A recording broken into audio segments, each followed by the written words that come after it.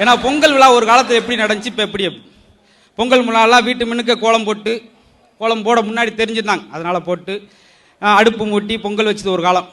இப்போ ஸ்டவ்வில் cooker whistle அடிக்குது. முன்னாடி பெண்கள் குலவச்சத்தம் போடுவாங்க, இப்போ குக்கர் விசில் அடிச்சு எல்லாமே புதுசு புதுசாக மாறிக்கிருச்சு. கால மாற்றத்தில் நிறையா விஷயத்தை இழந்துட்டோம். எப்பயுமே உழைப்பு தேடியும் பணத்தை தேடி நம்ம போகிறதுனால மகிழ்ச்சி நம்மளை விலை போயிடுச்சுன்றக்காக தமிழ் புத்தாண்டு அறிவிச்சிருக்காங்க.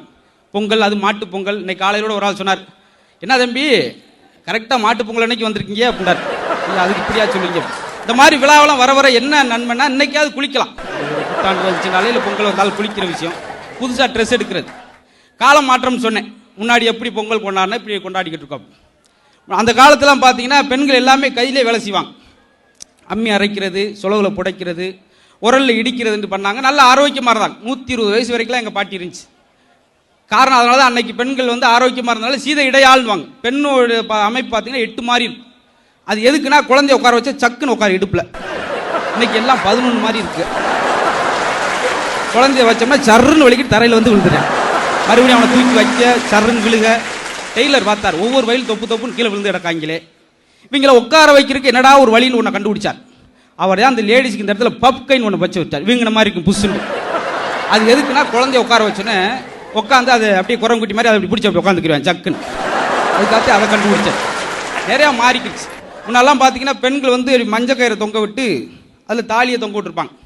இப்போ மெட்ராஸில் முக்கால்வாசி பார்த்தீங்கன்னா புழு கயிறை தொங்க விட்டு அதில் செல்போனை தொங்க விட்டு போகுது. அது வாட்டுக்கு எங்கம்மா தாலி கயிறு அப்படின்னு, அதை விற்று தாண்டா இதே வாங்கினேன் அப்படிச்சு. உங்கள் வீட்டுக்காரர் என்ன செய்கிறாரு, அவரே ரீசார்ஜ் பண்ணுறாரு அப்படிச்சு. அது ஃபோனுக்கு ரீசார்ஜ் பண்ணிக்கிட்டு இருக்கேன். நிறையா விஷயம் காலை பாட்டுறதுக்கு அதெல்லாம் சொல்லிக்கிட்டே இருக்கலாம். அவன் கேட்டுக்கிட்டே இருக்க முடியாது. ஏன்னா எனக்கு நேரம் குறிய நேரம். இன்னும் ஒன்று, இந்த மாதிரி விழாவில் குழந்தையெல்லாம் கூட்டு வந்து அதுகளோட சந்தோஷமாக குடும்பத்தோடு இருந்துட்டு போகிறதுக்கு தான் அந்த குடும்ப விழா. நீங்கள் ரொம்ப கஷ்டமான வேலை எதுன்னு கேட்டால் அந்த குழந்தைகிட்ட பேசுகிற ஒன்று மட்டும்தான். நீங்கள் கொஞ்ச நாளும் சிக்கல், திட்டினாலும் சிக்கல். சின்ன பையன் எல்கேஜி போய்ட்டு அப்பா கொஞ்சிறார், ஏ ரமேஷ் குட்டி உனக்கு தம்பி பாப்பா வேணுமா இல்லை தங்கச்சி பாப்பா வேணுமா, உனக்கு வேறு வேலையே இல்லையா ஐயா, ஏயா காலையில் 7 மணிக்கு இருந்து இதே தானா, வேணாம்டா நீ சும்மா இருக்கு தொலைய போறியா, ஏயா அந்த ஓவர் பில்டப் அப்படின்றான். இது பழைய காலத்தில் கொஞ்ச நாள் இப்போ எடுக்காது. திட்டுனாலும் கோவம். அப்பா சொல்கிறார், இன்னையிலேருந்து நீ மயம் கிடையாது, நான் உனக்கு அப்பன் கிடையாதுரா, கிச்சன்லேருந்து அவங்க அம்மா. அது இன்னைக்கு தான் உங்களுக்கு தெரியுமா? அதை நான் கன்சியூவாக இருக்கும்போது சொல்லல. அது வேற ஒரு குழப்பம் வருது பல வாக்கில். அசத்தல் டிவி இது வெறும் பொழுதுபோக்கு சேனல் அல்ல, மக்களின் மனதை பழுது பார்க்கும் சேனல்.